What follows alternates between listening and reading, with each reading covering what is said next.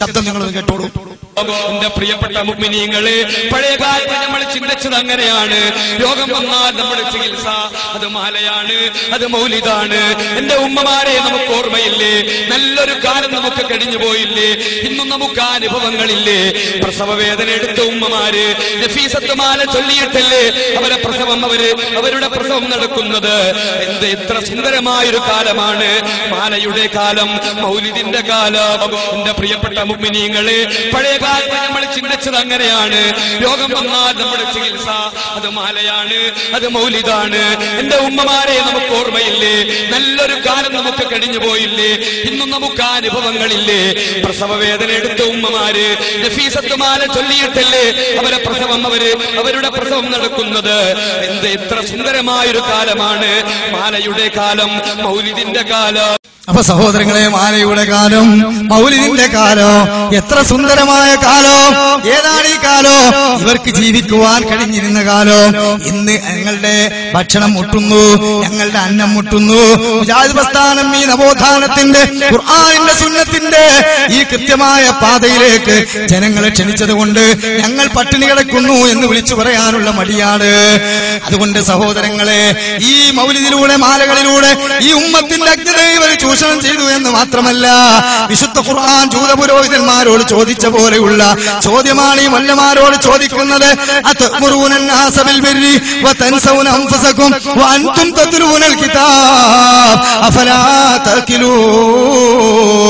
നിങ്ങൾ ജനങ്ങളുടെ മുമ്പിൽ നല്ല കാലം, മാലയുടെ കാലം, മൗലിദിന്റെ കാലം എന്ന് പറഞ്ഞുകൊണ്ട് നിങ്ങൾ വിളിച്ചു പറയുന്നുണ്ടല്ലോ.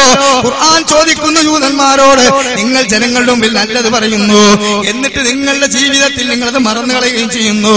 നിങ്ങളാണെങ്കിൽ വേദഗന്ധം ഓതുന്നവരുമാണ്, ബുദ്ധിയില്ലടോ നിങ്ങൾക്ക് എന്ന് അള്ള ചോദിച്ചതാണ് ഇവരോട് ചോദിക്കാനുള്ളത്. മാലതല്ലാത്തവൻ സുന്നിയല്ല, മൗലിദല്ലാത്തവൻ ഖാലിയല്ല, അതുമായി ബന്ധപ്പെടാത്തവൻ ഖതീബല്ല, അവനെ ഖാലി സ്ഥാനത്തിന് പറ്റുകയില്ല എന്ന് പറഞ്ഞുകൊണ്ട് നിങ്ങൾ ഫത്വ ഇറക്കിയില്ലേ? അതിപ്പോച്ചല്ലാത്തവൻ സുന്നിയല്ലെന്ന് പറഞ്ഞില്ലേ? അതിന്റെ പോരിശ നിങ്ങൾ പറയുന്നില്ലേ?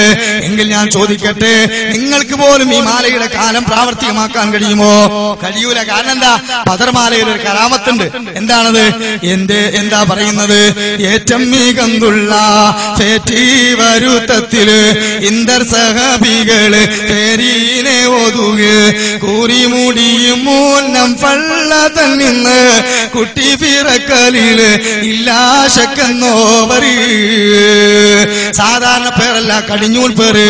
അതിന് നൊമ്പരമെടുക്കുമ്പോ ഹോസ്പിറ്റലിൽ കൊണ്ടുപോകണോ, ചികിത്സിക്കണം. കാരണം റസൂലുള്ളാഹി പറഞ്ഞു, അള്ള എല്ലാത്തിനും ഔഷധം ഇറക്കിയിട്ടുണ്ട്, നിങ്ങൾ ചികിത്സിക്കൂ, അള്ളാഹുവോട് പ്രാർത്ഥിക്കണം, വഴിമാറി സഞ്ചരിക്കതെന്ന് AP മുഹമ്മദ് മുസ്ലിയാർ പറഞ്ഞത് സുഹൃത്തേ നീ കേട്ടില്ലേ? എന്നാൽ ഇവർ പറഞ്ഞത് എന്താണ്? വഴിമാറി സഞ്ചരിക്കാനാണ്. പ്രസവേദന എടുക്കുന്ന പെണ്ണിന്റെ മുമ്പില് ഈ മുട്ടിപ്പലകയിട്ട് മൊല്ലാക്ക ബദർമാല ചൊല്ലുകയാണ്, അസ്മാഉൽ ബദരിയും ചൊല്ലുകയാണ്.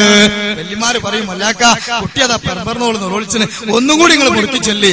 മൊല്ലാക്ക ഒന്നും കൂടി മുറുക്കി ചെല്ലും. അള്ളാന്റെ തൗഫീഖ് കൊണ്ട് പ്രസവിച്ചാൽ പാഞ്ഞു വന്നിട്ട് പറയും, മതി നിർത്തിക്കാളെ മൊല്ലാക്ക. ഇല്ലെങ്കിൽ ഞാൻ അതിന്റെ പവർ കൊണ്ട് ഗർഭപാത്രവും ബാക്കിയുള്ളതും കൂടി പുറത്തു പോരുന്ന അത്ര പവറുള്ള സാധനമാണ്. ഞാൻ ചോദിക്കട്ടെ, ഈ മാലയുടെ കാലം പറഞ്ഞ് ഖേദപ്രകടനം നടത്തി കോട്ടക്കെട്ട് ടയ്യക്കെട്ട് പ്രസംഗിച്ചല്ലോ. മുസ്ലിയാക്കന്മാരെ ഭാര്യമാർക്ക് ഡേറ്റ് എത്തിയാൽ ഓല് ചൊല്ലോ, ഈ മുട്ടിപ്പല കെട്ട് ചൊല്ലോ? ഇല്ല. ഓൽക്കറിയാ ഇത് തട്ടിപ്പാടുന്നുള്ളത്, അല്ലേ? ഓൽക്കറിയാതെ കൊണ്ടൊരു കാര്യമില്ല എന്നുള്ളത്. അതുകൊണ്ട് ലിമ തഖൂലൂന മാ ലാ തഫ്അലൂൻ എന്ന് ഖുർആൻ ചോദിച്ചത്